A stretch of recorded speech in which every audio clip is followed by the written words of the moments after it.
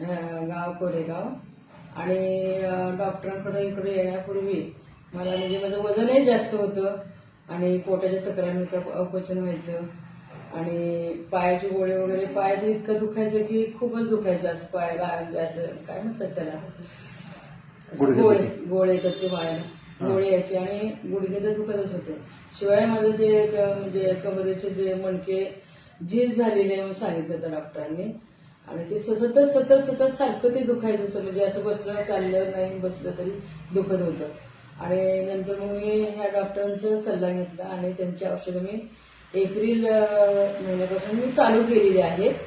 मी अगोदर 10 दिवस त्यांचं ते पंचकर्म वगैरे करून घेतलं. ते केअर घेतल्यानंतर मला 8 दिवसांना इतकं फ्रेश वाटायला लागलं, हलकं वाटायला लागलं, पोट पण साफ व्हायला लागलं, भूक लागायला लागली, जेवण चांगलं जायला लागलं मला.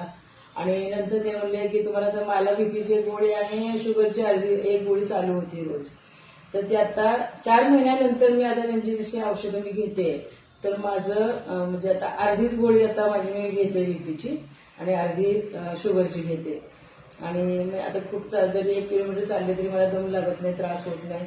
आणि दुखणं माझं आता फक्त आता गुडघा माझा एक दुखतोय फक्त 50%, राहिला पण 50% दुखतोय. बाकी सगळे माझे जे विकार होते ते पूर्ण माझे आतापर्यंत बरे झाले, म्हणून मी डॉक्टरांना धन्यवाद देते.